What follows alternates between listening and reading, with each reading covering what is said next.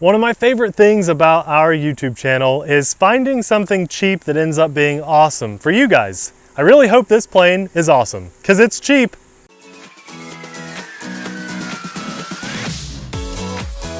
Hey everyone, I'm Nate. And I'm Abby. Amelia's taking a nap and Popeye's battening down the hatches. We're the RC Sailors. Welcome to our RC family. To those of you that are missing Popeye, our cute little doggy dog, head over to our vlog channel because we've been pretty active over there and you'll get to see a lot of Popeye and baby Amelia. That'll be linked in the description box below too. Guys, this plane comes in at $140 and believe it or not, it's got a 1,000mm wingspan and it's completely ready to fly with flight stabilization. Ready to fly, meaning ready to fly. A decent transmitter that actually comes with a, for some reason, Futaba lanyard. I'll have to show you guys. And then fairly easy to build, brushless, 4-channel with stabilization, as I said earlier, and different rates airplane. I mean, this is kind of amazing for that price point. I'm really excited to see how this flies. I have to tell you, because I always talk about the build before the flight, it was not the best build in the world. I could not recommend this to a beginner pilot, even though it's designed for beginners, because 0 instructions were included. But having built, I don't know, 30, 40, 50 planes myself, you know, I knew where everything was supposed to go, so it was very easy to put together. A little bit time consuming, but not hard at all. So no instructions, that was a first. Let's put this in the air, see how it does, and if I like how it flies and everything, I'll show you a few other things that came in this little I guess this was kind of a kit. Also, before takeoff, I know some of you guys will see my shirt and probably like it. If you like this shirt, it's brand new. I fell in love with this thing. I'll link this shirt in the description box below too. It comes in at a good price. T-shirts are always awesome. Now the best shirt you can buy is an RC Sailors shirt, but if you like this a little bit more, that's okay. I won't be offended. That's a cool shirt. I'm gonna try a ground grass takeoff first. Now this does have a tail wheel dragger. We'll see if I can take off. I'm gonna say it can't because those are some pretty baby wheels, but let me make sure I got my high. Yeah, there's a high-low rate right there. I'm just gonna use high rates for takeoff. 3, 2, 1, Abby, here we go. Oh, a lot of pull to that way. I don't know if that's my landing gear or my rudder, but that was too much pull. Let's see, that might have been my rudder. Let's trim that up as much as we can, and I'll give it another shot. That could have been my tail dragger just pulling off in that direction. I'm gonna try one more time. Oh yeah, that is a nasty pull. Oh, you know why? Our channels were reversed. So the rudder channel was actually reversed, and I was giving it full direction that way. So let's see if we can, hey, that's a lesson to be had for everyone. Let's always check our, I thought I did check them all. Maybe I bumped it on the way here. Okay, let's try this again. Yeah, it sure helps. Oh boy, we have got something going on here. Might need a little trimming, we'll find out. I can't tell if we're in the beginner mode or advanced mode just yet. Let's go to lower rates because I don't think I need the high rates. I know I need some elevator trim, which is nice that we can do that on this basic little transmitter. And, oh, need a lot of elevator trim. Okay, we're kind of stuck in a spiral here, Abby. This might not end well. I don't know what's going on. I have no control over this thing. Zero control, zero control. Oh! Hopefully that foam is as durable as they say it is. It's considered a PP foam. Now, I had no control. I don't know if that was the advanced flight mode trying to take over or if something failed mid-air, but I lost all elevator. That is a lot worse than I was expecting. Supposedly this PP foam is better than EPO and EPP. I disagree. Now that did come down pretty hard, but I've crashed like the P-51 and other planes way harder and had less damage. So this is not a durable plane. It is not very easy to fly. I felt like it had a lot of loose movement in my throws, a lot of play in things, and I actually did a good job on the build. Did you break your prop? Broke a lot of things. Oh, jeez.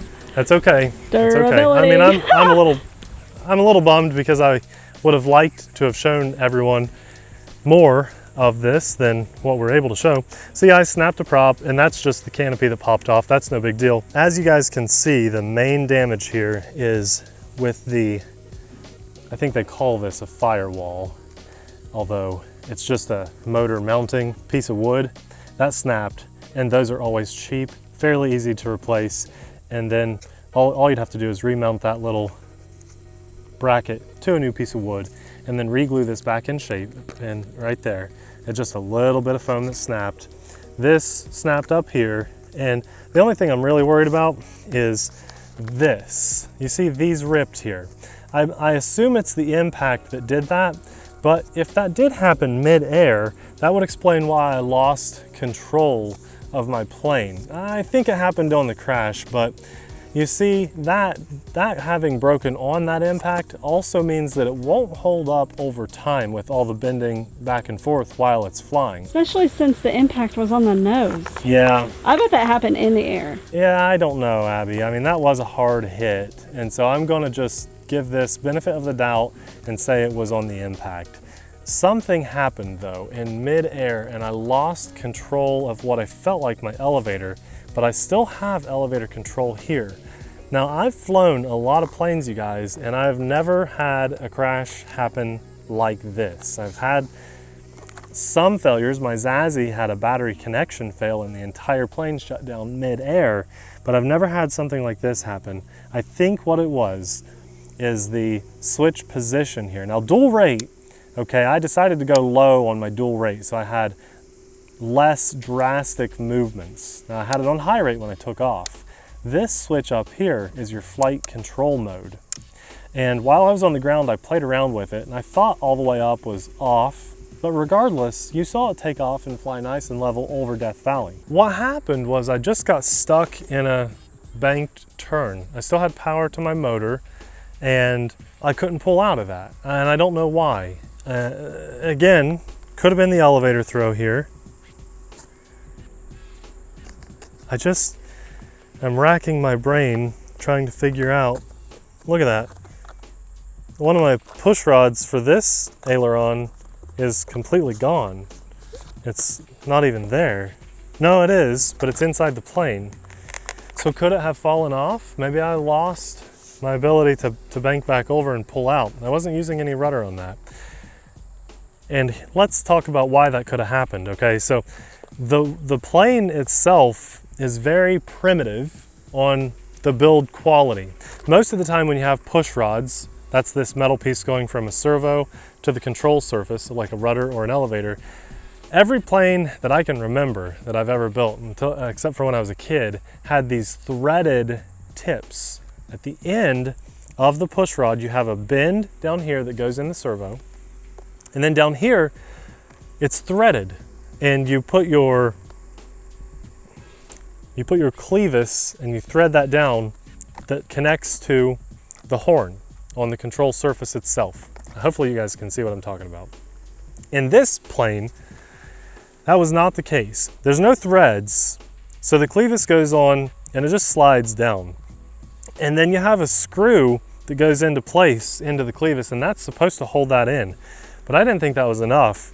Now, of course, you can use some blue Loctite, but what I chose to do is hot glue all over it. And the reason being, they didn't give me any of those little fuel line bands that will help keep your clevis closed.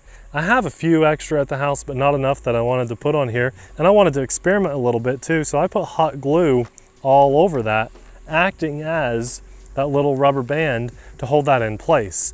I had to get really innovative and do some just on the spot fixes to try to keep this in the air. And maybe that was the reason it crashed. Could have been my fault because of my build. But given what they gave me, I think I did pretty good for this plane. You know, I was very confident in flying this. I thought that this would actually be a good budget plane to recommend to you guys. And that's part of the fun of what we do. I was hopeful that this would be good. I mean, I haven't had a bad plane, especially ready to fly out of the box, I think ever. Not just horrible. This is probably the worst plane we've ever reviewed because of that. Now, the funny thing is, this plane came with 5 propellers. When's the last time you guys have bought an airplane that comes with even a single spare? So they took the time and money to give us extra props. They gave me 2 extra push rods, which also, by the way, were not cut to the right length. I did have to cut those to the right length. They gave me extra Velcro for 1 battery that was included. It was funny, the extra stuff they decided to give me. They gave me a bottle of nice glue, and let me show you that Futaba lanyard really fast. What do you guys think? You think these guys called Futaba and said, hey, we'd like to work out a deal with you, Futaba. We'll give you a little free advertising if you know, you give us a lanyard in here. I highly doubt that. That is a nice Futaba lanyard, probably the only thing worth keeping in this whole setup. The brushless motor seems to be nice. The battery's pretty good. And I'd like to say I would fix this and try to fly it, but honestly, because of that aileron, the way it ripped, I'm not so sure I'm going to put any more time and effort into this. It may end up getting auctioned off at the next club meeting for 10 bucks or something, which is a real shame. I have to give credit to our patron supporters for this entire video, because without their support, we wouldn't be able to tell you guys the honest truth about this plane. You know, their hard-earned money to help support and fuel our channel so that we can provide everybody with this free information is why this video exists right now. You know, this is a $140 plane now that's not really holding its value. It's probably worth only, as I said, I might get lucky and get $20 out of it somewhere because of all the stuff that's with it, you know.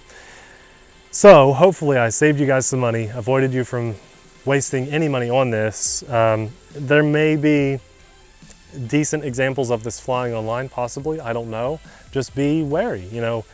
I've flown 100 different planes here in the same scenario, and there's no wind at all right now. That should not have failed.